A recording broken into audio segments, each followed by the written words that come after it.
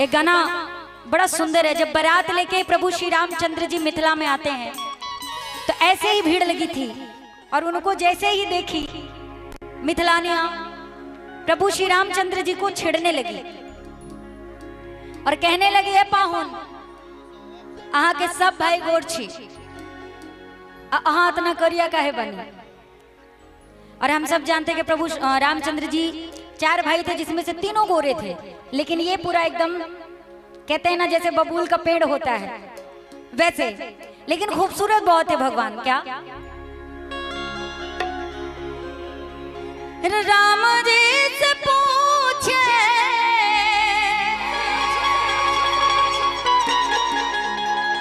हो, राम जी से पूछे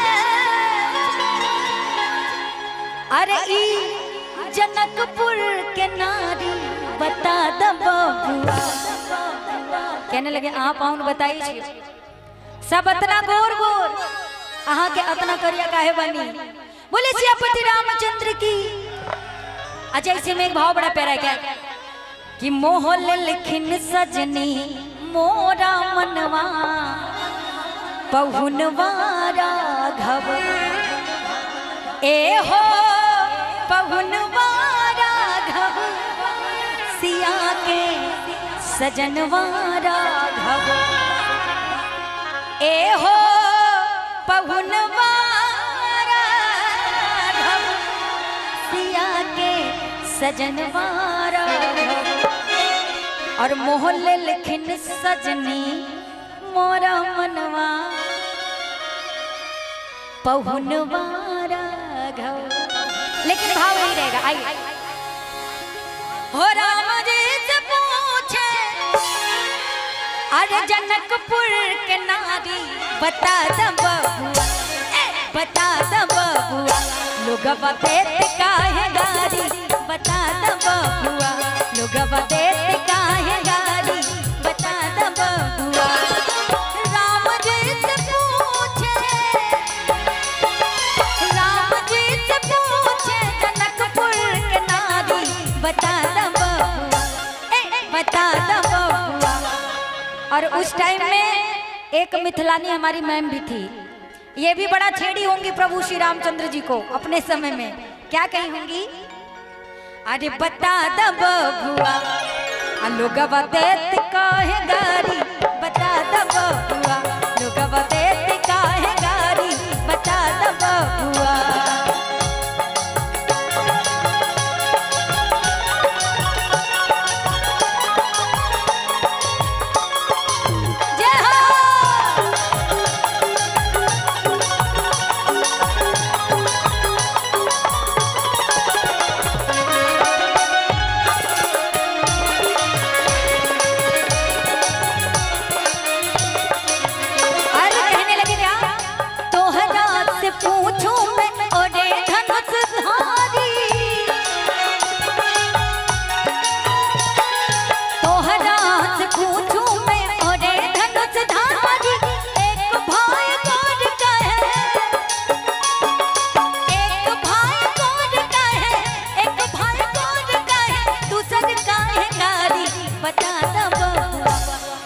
कहने लगे कि प्रभु इतना बताइएगा आपके सभी भाई गोरे इतने काले आप क्यों हैं।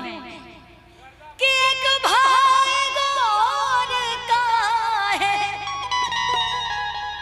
ए हो पाहुन और दूसर का है कारी, बता द बबुआ, बता द बबुआ लोगवा देत काहे गारी, बता द बबुआ लोगवा देत काहे गारी, बता द बबुआ।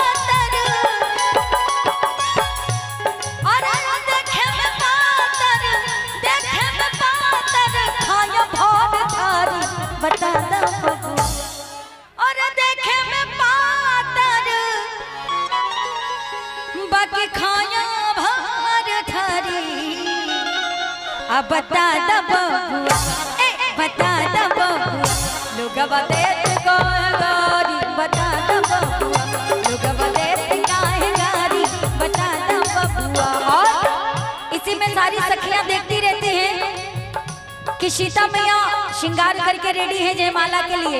एक बड़ी प्यारी सी धुन है हिंदी की, थोड़ा लेते हैं, गलती होगी संभालिएगा। राम के बिन सीता का श्रृंगार अधूरा रहता है, जब तक ना पड़े रघुवर की नजर, जब तक ना पड़े रघुवर की नजर, श्रृंगार अधूरा रहता है राम के बिन सीता का, लोग देत काहे गारी।